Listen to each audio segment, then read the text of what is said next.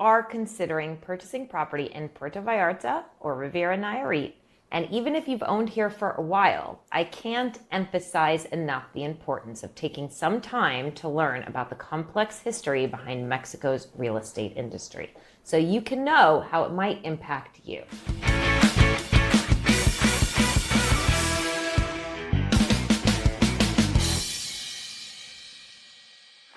I'm Diani Leal, real estate broker and investment consultant here in Puerto Vallarta and Banderas Bay. If you're looking to buy, sell, or invest, don't hesitate to reach out. I would be happy to help you. I represent Diani Might Investment Realty, which is brokered by EXP.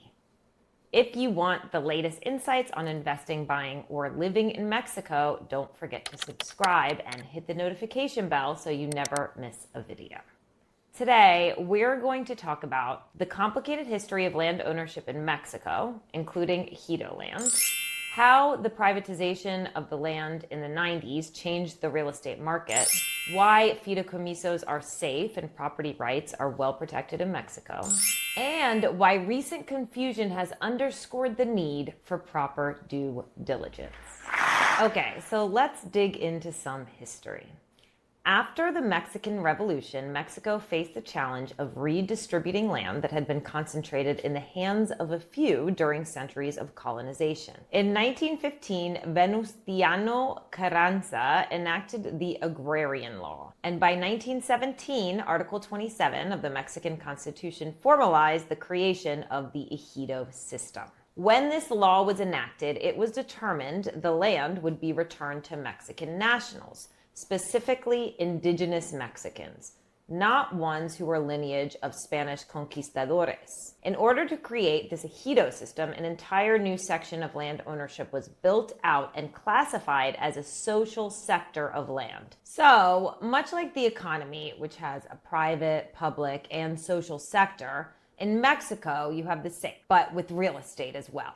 You have public land that belongs to the government, private property that belongs to individuals, and social or ejido land, which still exists today. This land was held in a trust by the nation for the benefit of rural communities, referred to as ejido. The government identified rural communities and former peasant groups who had lost their land during colonization and the hacienda era. I like to describe it as kind of a decolonization of land. It was an effort to return property to the local farmers who had been displaced by large estates and foreign interests. Ejidatarios were individuals recognized as members of the ejido.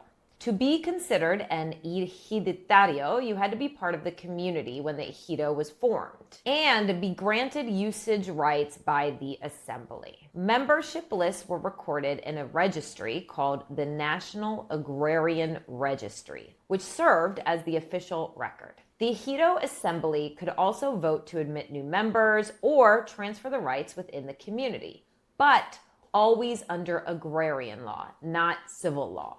While civil law governs the private sector of the real estate industry, agrarian law is a type of law that specifically governs the social sector of the real estate industry.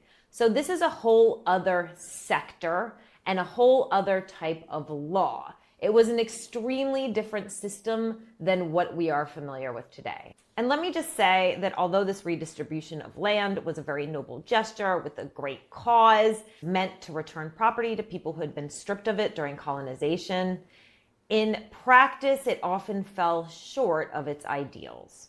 Over the decades, the ejido system became vulnerable to corruption among political leaders and local authorities.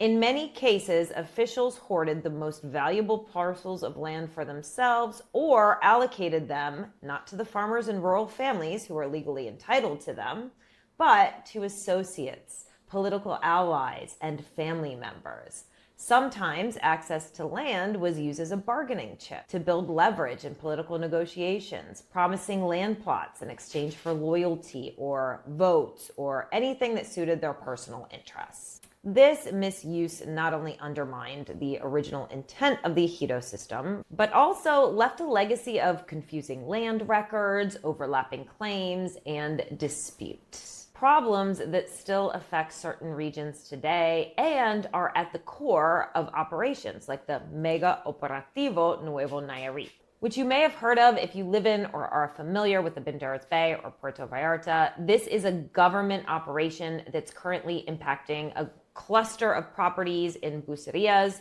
including developments in Peralta 1, 2, and 3, Vista Bucerias, Quadrant, and the commercial units in Plaza Los Amores. So we're not going to get into the details of that operation in this video. That would have to be a whole other video in itself. If you would like me to do a video on that operation, which is actually a pretty big operation that started in 2023 and is much bigger than just that Bucerias area, just let me know in the comments and I would be happy to provide you with more information about that specific initiative. Either way, understanding and analyzing this or any other government actions related to the regularization of land that has ever been ejido starts with learning the history behind it. So back to the history. The communal nature of ejido land meant it couldn't be sold, mortgaged, or privately owned.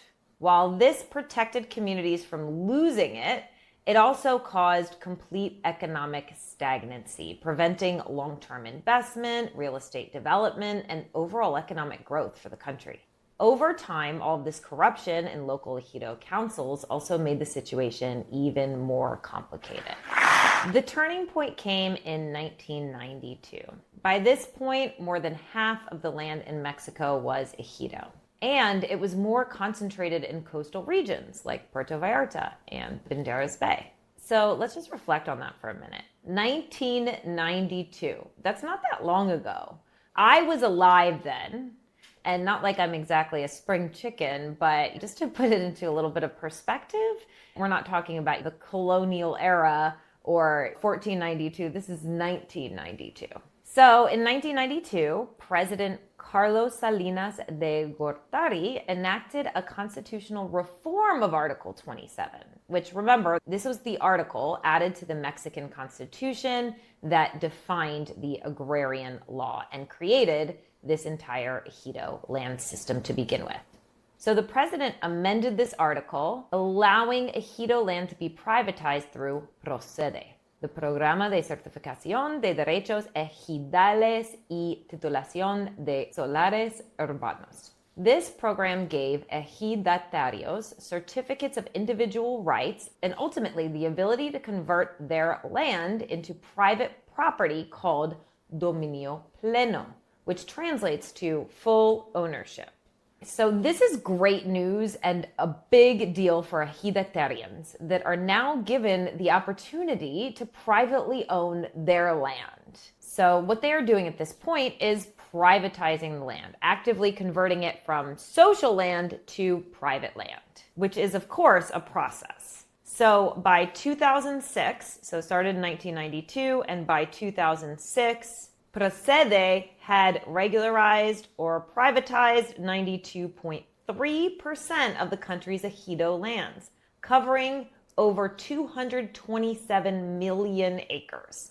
So Procede closed, and the FINAR program, which was established in 2007, continues the regularization process under the National Agrarian Registry to this day. It's kind of something that was formed for the leftover pieces of land that did not make it through this process. But as you can see, the vast majority of ejidatarian landowners chose to convert their land into private property and sell it. So it took about 15 years, but the process was actively in place. And this turning point was pivotal for Mexico's economy and, of course, the real estate industry. And this is what gave birth to Mexico's modern real estate investment industry. Before this, large-scale residential and commercial development was very limited. And I also want to add that this later start means that in 2025, we are entering a completely different phase of development in Mexico's real estate industry compared to more mature markets like the US or Canada, which got a much earlier start. This gives investors in places like Puerto Vallarta and Nuevo Nayarit a pretty big advantage, with opportunities to find great deals and be part of a market that's still in a formative stage of growth. It's almost like history pressed the pause button on development and then pressed play a while later, essentially freezing time and allowing us to enter at a later stage. Kind of like real estate time travel, which, as we know, every investor would definitely participate in. Okay, so let's talk about legitimacy. This entire process of land and property privatization in Mexico, from the Ejido system to full private ownership, was carried out formally, officially, and legally, with detailed records maintained by the Registro Agrario Nacional. Mexico is a federal democratic republic with a system of checks and balances between its three branches of government, much like in the US, the executive, the legislative, and the judicial branches of government. Over the past several decades, legal frameworks and oversight have made large-scale property-related corruption increasingly difficult. Once land has been fully privatized with dominio pleno, and you hold the legal title, whether it's in your personal name or through a bank trust, it's yours. No authority can arbitrarily take it from you without due process and fair compensation. And this is actually clearly defined in that same Article 27 of the Constitution that defines the agrarian law. It's also important to remember that the land redistributed to Mexican nationals after the Mexican Revolution was won fair and square and granted as part of a constitutional reform. It was not seized from private individuals without legal cause. Unlike some other countries in Latin America, for example, Nicaragua, where I lived for over a decade, where expropriations of private property occurred during the Sandinista era by a political leader who is currently in power. So I don't know, maybe foreigners hear about these other countries and get confused and think this type of thing is possible in Mexico. Well, it is not. Mexico has been an established democratic country for over a century and does not have a modern history of systematically confiscating privately owned land. It has not happened, and it is not going to happen. However, if you do not do your due diligence and buy land without a title that has not been properly or legally privatized and converted to dominio pleno, this is your mistake, and you may not be the legal owner of that land. So just make sure this doesn't happen. Don't buy property without a real estate broker that is associated with legitimate brokerage. Always consult with a real estate attorney. Make sure your property has the proper title, and protect yourself with title insurance. These are great ways to ensure that you're not going to have to worry about anything regarding the history of your property. So if you stumble upon a Ejido land that is still a Ejido land and has not yet been privatized, but they say it's available for purchase, should you buy it? Well, let's go over a couple things that you need to know if you're ever presented with the opportunity to purchase any property that is currently Ejido property. 1, Ejido land is communal and not private property. Foreigners cannot legally own it, not through a trust or in any other way. Only Mexicans can, and typically only with the community's full consent. 2, even when privatization is possible, the process is lengthy, uncertain, and may involve additional complications, such as rights of refusal by other ejidatarios. 3, those who occupy Ejido land without proper title are considered trespassers and risk eviction with no legal recourse. And 4, any foreign buyers who enter into informal agreements or private assignments of rights without title are at high risk of losing their investment.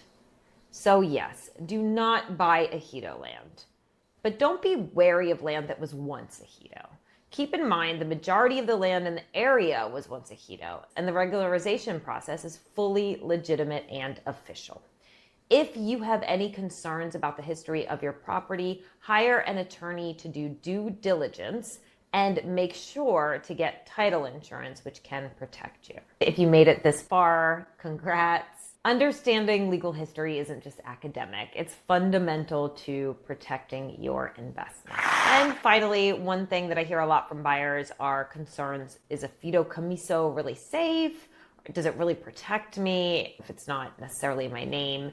And the answer is that yes, the fideicomiso is a trust that protects the property. It's renewable every 50 years. It's inheritable. It adds a second layer of protection since a reputable bank has thoroughly vetted the property. Your property is technically even safer with a fideicomiso because you are fully protected by a bank trust. A lot of people will opt to put a property into a trust because of that very reason, to protect it, to ensure it's very clear who the owners are and who the beneficiaries are in case of any emergency and all down the line. It's just a great way to ensure the security of your property. I also have a detailed video on the details of the fideicomiso and exactly how it works. So I'll add that to the video description so you can check it out as well.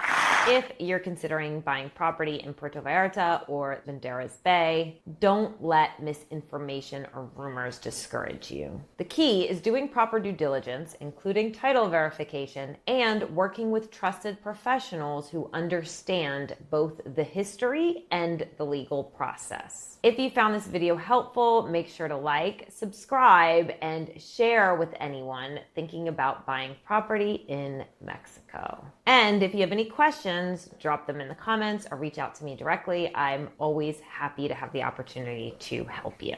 Until next time, bye.